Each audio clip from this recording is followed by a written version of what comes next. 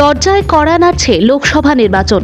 আর লোকসভা নির্বাচনকে সামনে রেখে পূর্ব ত্রিপুরা লোকসভা আসনের বিজেপি সাংসদ রেবতী ত্রিপুরা নিজের ঘর গোছাতে ব্যস্ত। আর সেই লক্ষ্যেই একগুচ্ছ কর্মসূচি নিয়ে বৃহস্পতিবার উত্তর ত্রিপুরা জেলার 55 নং বাগবাসা বিধানসভা কেন্দ্রের আসেন পূর্ব ত্রিপুরা লোকসভা আসনের সাংসদ রেবতী ত্রিপুরা। তার সাথে ছিলেন বাগবাসা কেন্দ্রের বিধায়ক যাদব লালনাথ। এদিন সকাল 9টার দিকে মিশন টিলা বাজারে বিধায়ক তহবিল থেকে যাত্রী শেডের ভিত্তিপ্রস্তর স্থাপন করেন সাংসদ।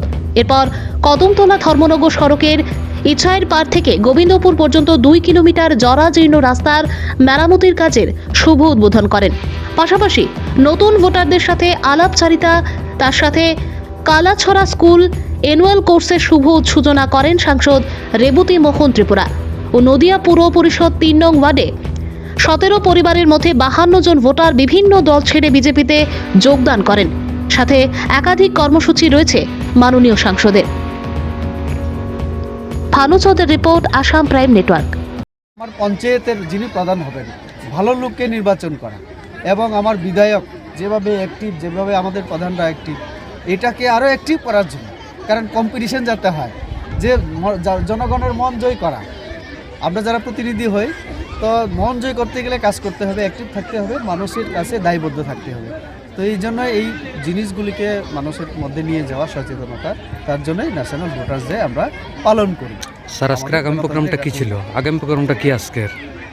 পরে একটা সমর্থনী বা যোগদান সভা বলি আমরা। তারপরে আর একটা সভা আছে আমার ফটিকরায়ে, সেখানে শিক্ষক শিক্ষিকাদের নিয়ে ব্লাড ডোনেশন ক্যাম্প চলছে সেখানে।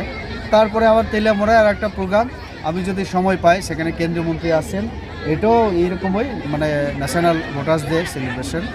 এবং আর একটা আমার বিকশিত ভারত সংকল্প যাত্রার একটা অনুষ্ঠান আছে। এই মিলিয়ে আমার 5-6টা পুরো 3টা জেলায় 5-6টা প্রোগ্রাম। বাসা কেন্দ্রে আছি, আমার মাননীয় বিধায়ক সাহেব অনেক প্রোগ্রাম রেখেছেন আমাদের জন্য।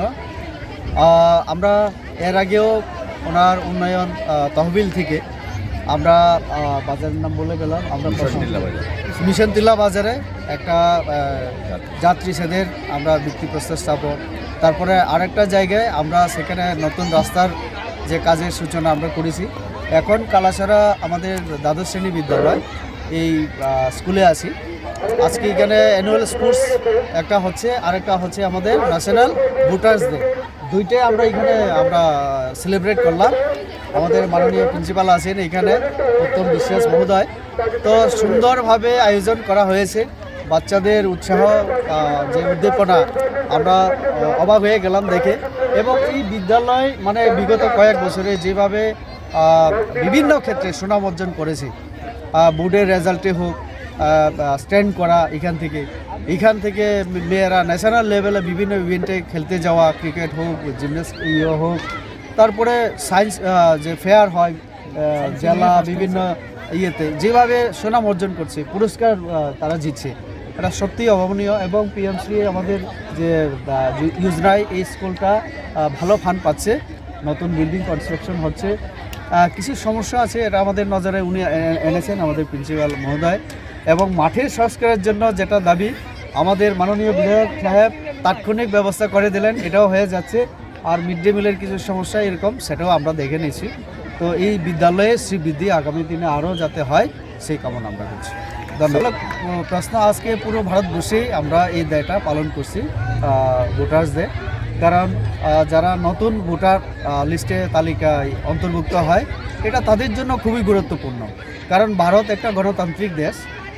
আমরা জানি এখানে জনগণ ভোটাধিকার প্রয়োগ করে এবং সরকার গঠনে একটা ভূমিকা পালন করে। সরকার জনগণের প্রতি দায়বদ্ধশীল থাকে, এইভাবেই আমাদের দেশটা চলে।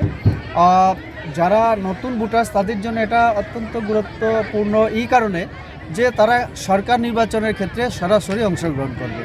এখানে আমরা শপথ নিয়েছি যে কোনো জাতি, ধর্ম ইত্যাদির কোনো বা কারোর প্রেসারে সে ভোট দান করবে না। এটা একটা উৎসবের মেজাজে আমরা ভোটদান করি এবং সে এটাকে তার অধিকার হিসেবে প্রয়োগ করবে সরকার গঠনের ক্ষেত্রে। তো এটা নতুন ভোটার যারা, তাদের কাছে অত্যন্ত গুরুত্বপূর্ণ, কারণ তাদের ধারে আগামী দিনে আমরা যারা জনপ্রতিনিধি হই এই এলাকার জন্য, রাজ্যের জন্য, দেশের জন্য আমাদের যে কাজ করা, আমাদের যে কর্তব্য, এরকম ভালো মানুষকে প্রতিনিধিত্ব নির্বাচন করা, এটা তাদের হাতে, জনগণের হাতে থাকে। তো কাজে এই জন্য এই জিনিসটা আরও বেশি করে বোঝানো, মানুষের কাছে নিয়ে যাওয়া, সচেতনতা বৃদ্ধি করা যে ভোটাধিকার যেটা, এটা কি এবং কেন দরকার আমার ভোট প্রদান করা। সব বুথে ইলেকশনেই যাতে অংশগ্রহণ করে, আমরা শপথে সেটা গ্রহণ করেছি।